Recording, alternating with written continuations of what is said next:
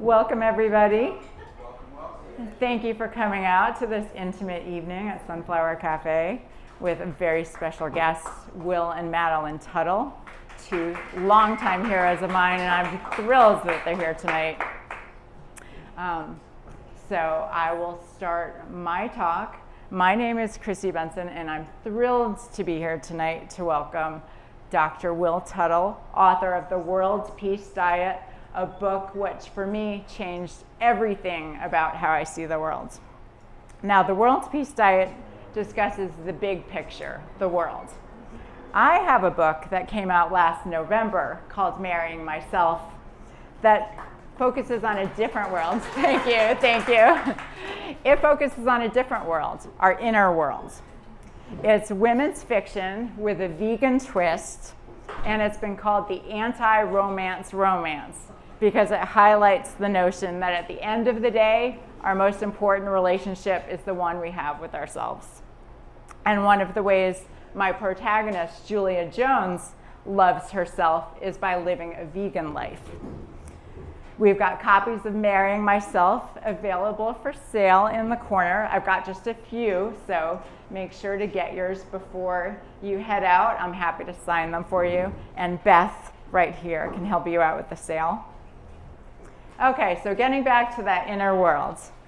Many of us, especially women, are ingrained early on with the notion that there's a certain special day when our real life will begin. On that magical day, which will mark the highlight of our lives up until that point, and possibly for all time, a man or some significant other, and ideally a handsome, charming, generous, and let's be honest, extremely wealthy man, will declare his love, pledge his eternal commitment, and thereby validate our very existence. Yes, on that day, that lucky woman, you, will at long last become someone, or more accurately, someone else's someone, a wife. And until that special once-in-a-lifetime day when we are chosen, well, up until that time, our lot in life essentially consists of a great deal of hope and anticipation, languishing, loneliness, longing, and extended periods of unsatisfied lust. But it will all be worth it when a man, our husband-to-be, proves us worthy. Fingers crossed. Clearly, there are a few flaws in this fairy tale. Most notably, why should you wait around to be chosen by somebody else? Why not commit to love, honor, and cherish yourself right here, right now? And for those die-hard romantics, of whom I am embarrassingly one, no, marrying yourself does not mean opting for a life of solitude, singlehood, celibacy, in lieu of a lifetime partnership with a spouse. It simply means pledging to love, first and foremost, yourself, and to be faithful and true to you. Let me take a moment here to note that self-love is not the same as narcissism. I think a lot of us will agree we don't need more narcissism in the world, but I would propose that we could use a lot more self-love. Narcissism artificially inflates our ego and self-image, while at the same time constricting and shrinking our true selves, our souls. Narcissism also forces us to keep our worlds very small, since it's easier to maintain the illusion that we're a big fish when we keep within a very small pond. All told, it's tough to be content as a narcissist, because virtually every time you turn around, someone, somewhere isn't affording you the adulation you're convinced you deserve. And boy, does that get your goat. Self-love, by contrast, is expansive. It opens up both our worlds and ourselves, makes us better able to love everyone, including ourselves, and allows us to be our best self with others. Your self-love steadies and scaffolds you, and provides a stable foundation from which to conduct your life. Your personal worth isn't on the line in every interaction with another human being. You feel less need to control others' reactions and opinions because you've already got the grand prize, the unwavering love and support of a very special person, you. Not quite sure if you're ready?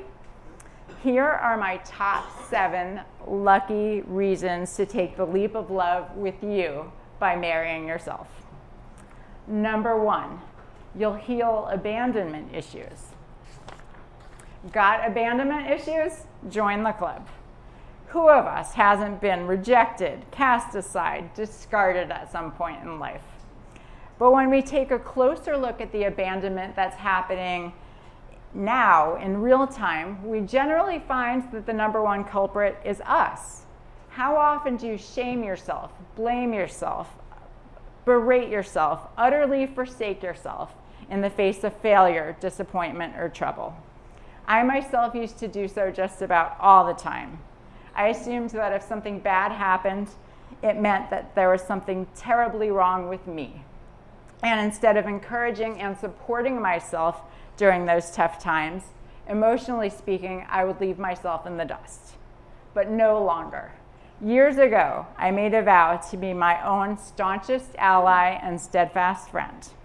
I'm happy to report that these days my life no longer revolves around a fear of abandonment, because I know that no matter what life may bring, I will always have me. I urge you to give yourself that same gift. Number 2, you'll harness the power of ritual in your way. There's no escaping the spiritual power of ritual. A personally crafted ceremony is a potent way of tapping into your subconscious drives and formalizing your commitment to love and honor yourself. Key to this process is doing it in a way that feels good and meaningful to you. You might want to ask a friend or family member to officiate your personal wedding, or you may wish to invite people you care about to witness it, both of which can be lovely ways to incorporate people you care about into the experience. On the other hand, having a priest, guru, shaman, counselor, or other professional officiant can lend the ceremony a welcome air of officialdom. Bear in mind, too, that you're not required to have anyone else officiate your personal commitment ceremony. If you're an introvert or a very private person, you might prefer to take your personal vows before the sun, the sky, the ocean, or the trees in the presence of no one else but yourself. The bottom line is that the choices are yours. This ceremony is for you. You can make it as public or private, solemn or lighthearted, elegant or low-key as you like. It will be all the more meaningful for bearing your own personal touch. I myself took my own vow to be true to myself in a private ceremony with a friend in Saratoga Springs, New York, on New Year's Eve in 2014. And I've never looked back, except when I need a jolt of self-love. Number 3, you will create a memory that will sustain you in times to come. Naturally, your personal wedding ceremony will be meaningful to you in the moment, but perhaps even more significant will be the memory you take away of this experience, the power of which you'll be able to tap into at any time, particularly in moments of self-doubt or hardship or angst. As priest Father Mahoney says to protagonist Julia Jones in my book, Marrying Myself, know that in the days and years ahead, in times of joy and in times of sorrow, you will always have this moment, the moment that you promise to love yourself always. And know that this moment will live beyond today, forever providing you a place of refuge, a place of solace, a place of peace. In other words, whatever the future holds, you will never again have to wonder whether you're worthy of your own love. That decision has already been made. On your wedding day, you pledge your eternal love to yourself. And for the rest of your life, you'll be able to call to mind and heart that moment when you vowed to love yourself always. Number 4, no one can love you like you, so don't miss out. Think about it. You are the only person on the planet who lives and breathes in your body and is with you every moment of every day. No one else can experience you in the way that you can. That means that no one else can love you the way you can. If you can't or won't love yourself, you're missing out on a unique variety of love that no other person can furnish.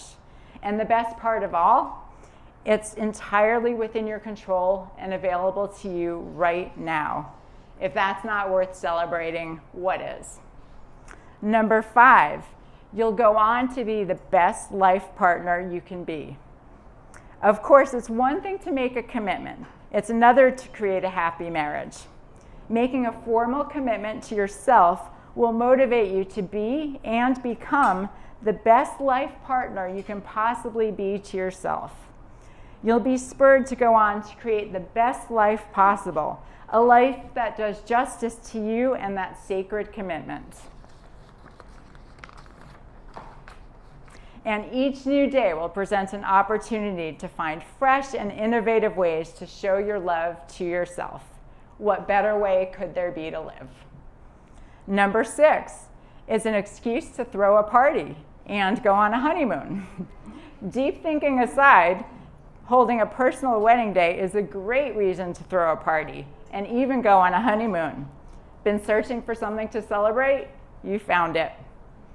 And number 7, the luckiest reason of all, I would propose, pun intended, it's time for a self-love revolution. It's about time that we move beyond the outdated, antiquated notion that women's real lives begin only when a man or other significant other deems them worthy. Just as self-loathing and shame have never done anyone any good, neither have self-pity and self-victimization. What better way to empower people, especially women, than by encouraging them to take the most important matter of all, love, into their own hands. By committing to love and honor you'll help launch a self-love revolution, a movement of love that isn't passive but proactive, that doesn't wait around for permission, but instead launches people into their happily ever after right now. So do it. Take the leap of love with you. You're a catch. Let's launch that self-love revolution beginning right now.